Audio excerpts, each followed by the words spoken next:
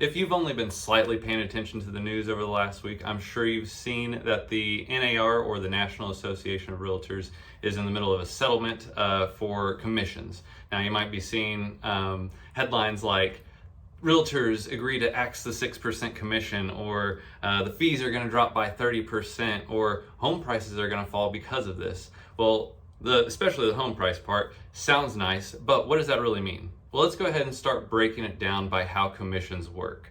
So if a listing agent goes into a seller's home and they have their listing appointment and they tell them what all they're going to do and what they charge is negotiable. There is no standard. Some of these websites are saying the standard 6% commission rate. There is no standard. Here in Missouri, the average commission rate is 5.79. I think Kansas is 5.8.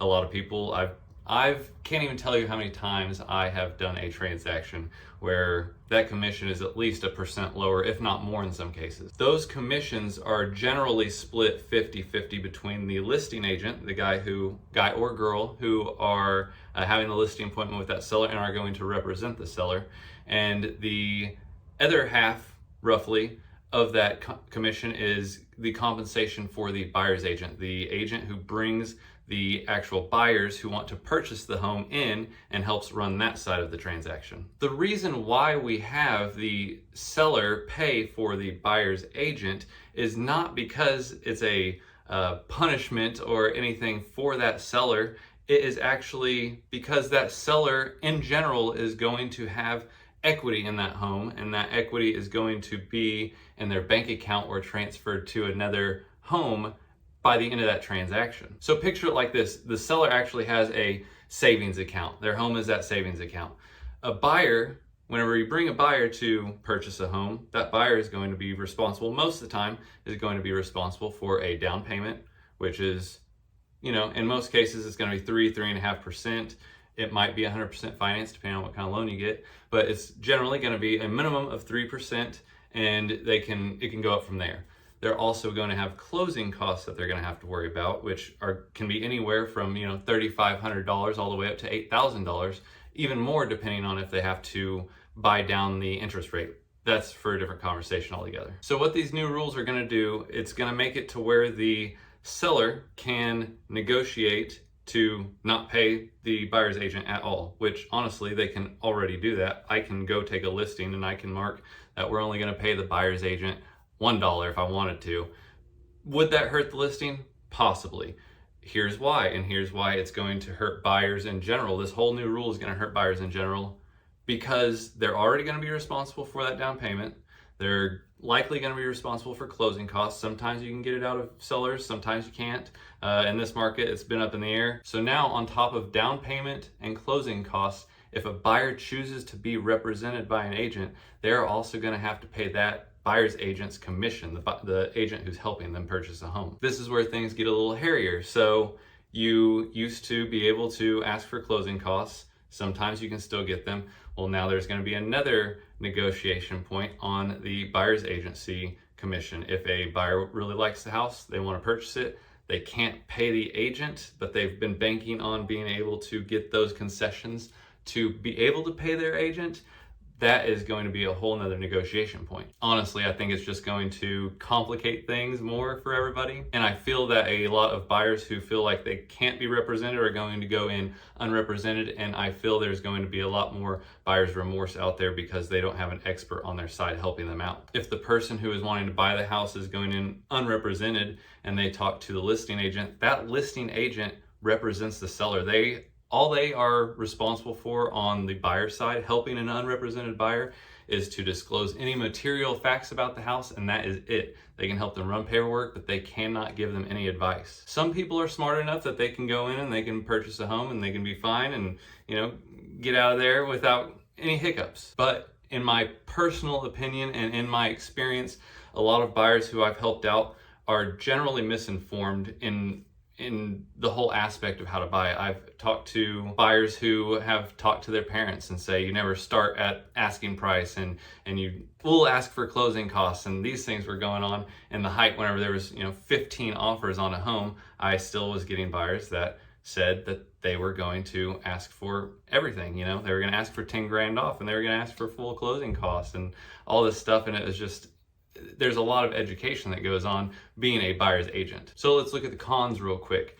The buyers will be more likely to go in on a purchase unrepresented, and buyers will also be responsible to pay for their buyer's agent's commissions if they choose to use a buyer's agent, or they're going to have to negotiate those commissions for their buyer's agent. The other part I don't think people are thinking about, and this is where it gets even more complicated, because whenever somebody goes to sell the home, most of the time they're also purchasing a home.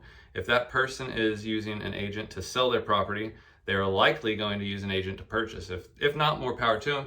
But if they are using an agent or their agent to also purchase after the sell of their home, and they're responsible for his commissions again, then if he's making 3% off of the sale of their home, 2%, 1%, whatever he negotiates on the sale of their home, he or she, and then he or she is helping them purchase, and they are not guaranteed a commission from the purchasing of the next home, they're going to have that same conversation negotiating with those who were sellers, who are now buyers, a commission for them to help them purchase their next home.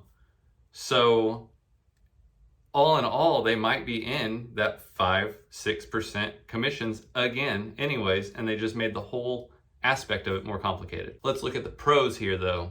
So some of the good things that can come out of this is, I feel that a lot of buyer's agents are not necessarily the best educated or the in what they do. There are a lot of us out here. I think last I checked, there's over 13,000 agents in the Kansas City area. A lot of them do one deal a year. I think it's the numbers are 50% of agents do one deal or less a year. The next 20% in there do 10 deals a year. It's like the top 5% are the ones that do 50% of the deals of the year. I feel that a lot of buyer's agents might just go ahead and get out of the game. The ones that do stay, I feel, are going to become even more highly skilled than they already are. Another positive is the home prices may start to fall. That is a positive and a negative at the same time. So if you own your home and your home value starts to fall, that's not going to feel good. It's not going to look good. It's not going to be fun.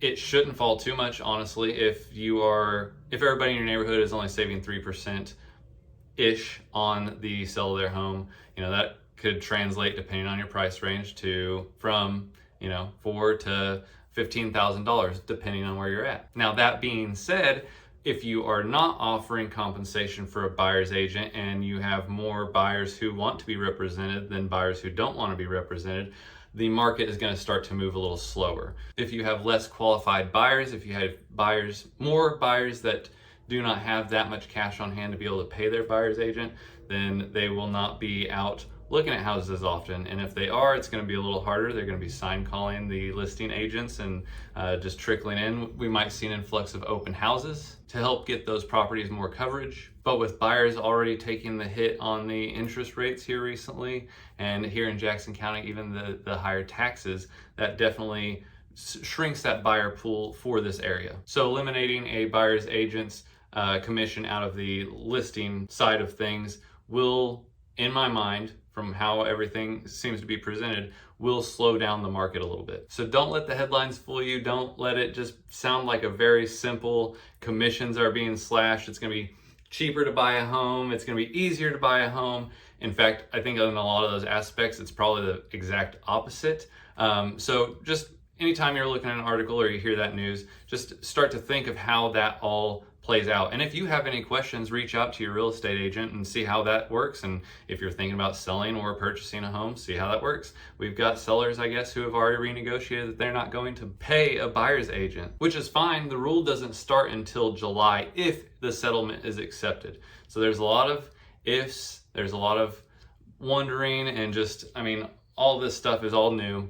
A lot of activity is going on right now. But as always, if you have any questions or concerns, you can drop a comment down below, like and subscribe if you want to stay up to date, and I will see you on the next one.